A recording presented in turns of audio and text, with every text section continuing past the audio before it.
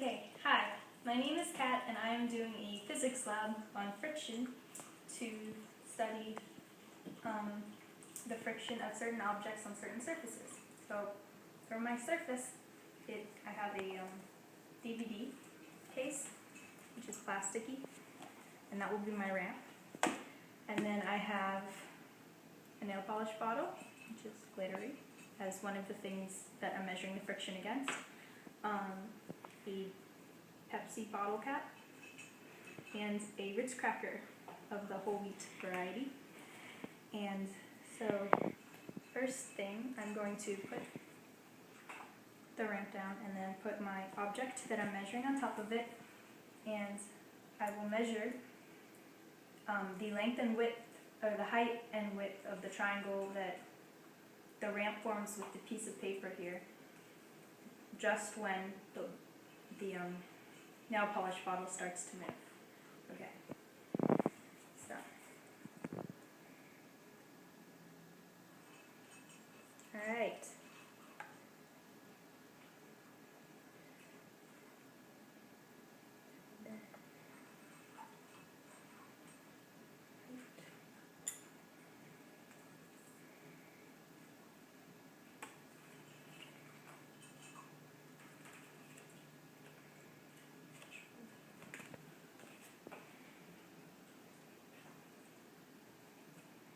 Alright, so it had a height of 4 centimeters.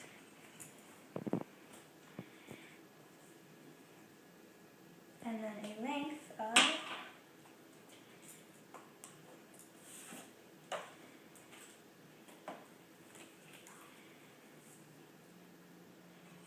19 centimeters.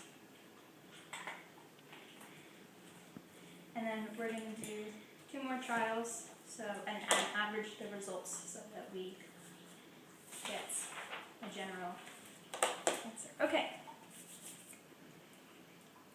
So here we go. Second, trial number 2. Write that down if you're making a graph or whatever. Alright.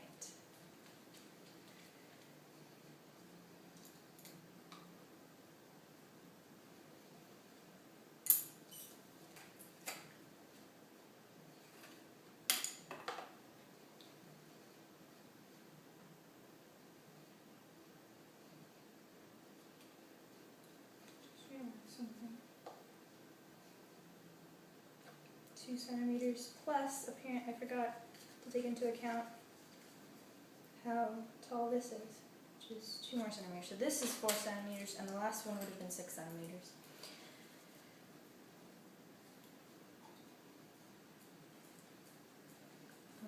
Yeah.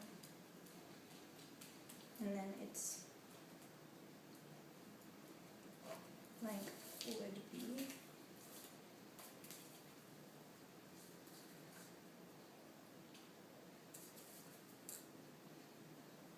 19 centimeters. Yeah. Okay, and one more time for the next trial. Okay, last trial for the nail polish bottle. Okay.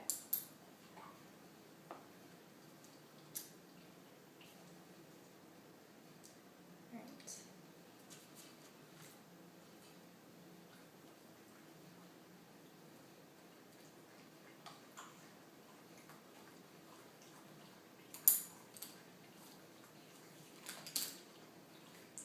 This will be give or take a centimeter results, I suppose.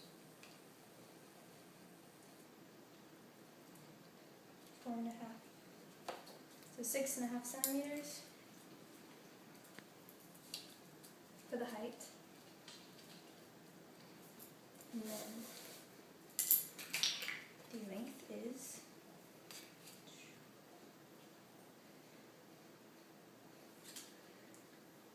18.5 centimeters. So they're pretty uniform, I guess, in the trials. So now we're going to figure out the static friction of the nail polish bottle against the Muppet Show video case.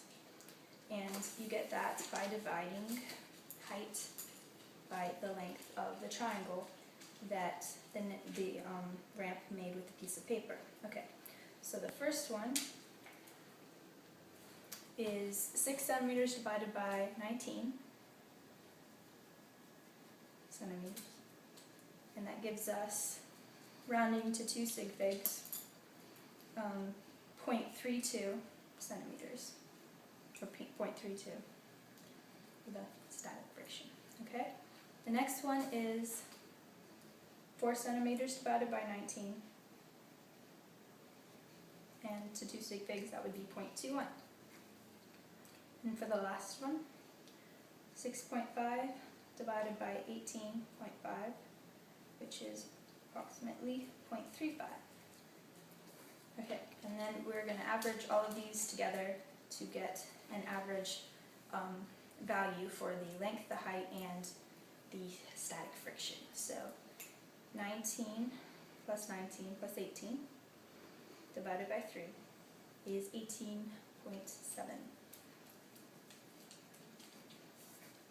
And then for height, 6 plus 4 plus 6.5 divided by 3 is 5.5. And for the static friction, 0.32, 0.21, and 0.35 divided by 3 is about 0.29. Okay, so those are our averages in a little table, so that's good. Alright. Okay, so now we have 2 other objects that we are going to do the same thing with. Okay. We have the cracker, which is Ritz, and let's do this. Here's my trusty. Okay.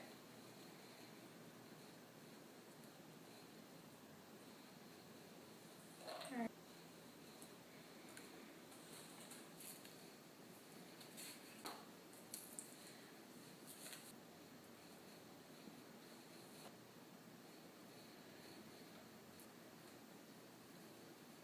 $18.5 centimeters. Okay, so the last material is the bottle cap, and placing it here, like so. Alright.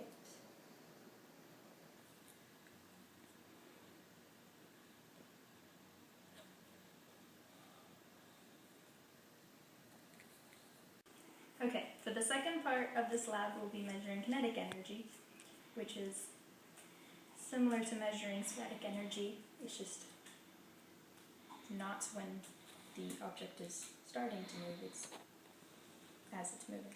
Okay, so we'll have to give it a push as it moves. Try to make the object move uniformly down the ramp.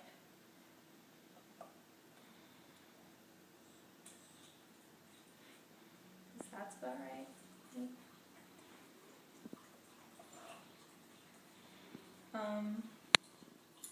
Okay, and then we will measure the length equals to, so 10 centimeters for the height,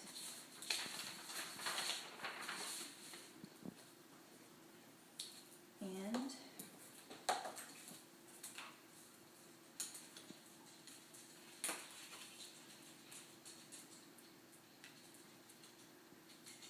18.2 centimeters for the width.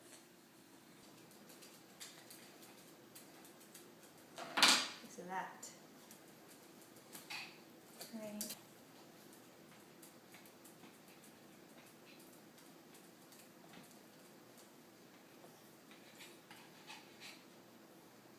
That's good. Because that one looked right. I will put that in like a musical montage or something cool. Okay. Alright, so then we will calculate the kinetic energy, which is y over x.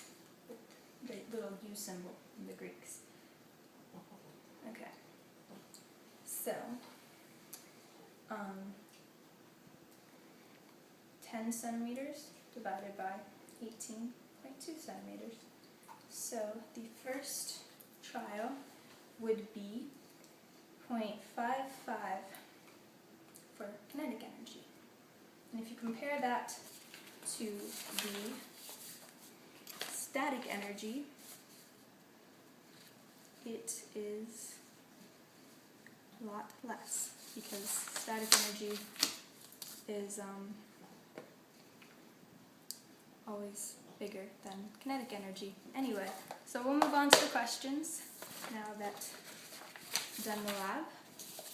Okay, and question number 1.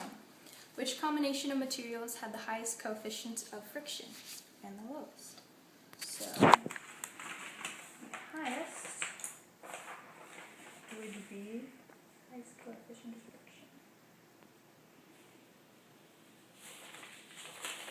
Would be the cracker, okay? And the lowest, and the lowest is the nail polish bottle. Okay, so that is the answer to that question.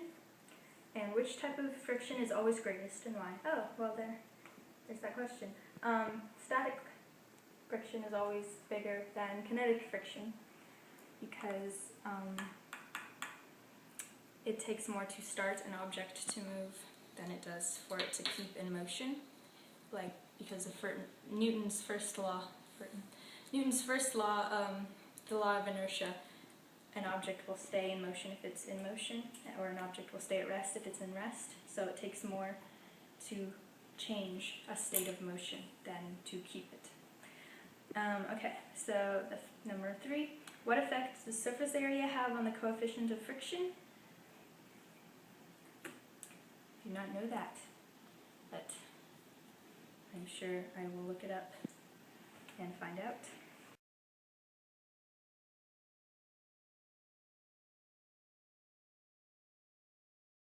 Alright, thank you for watching my lab.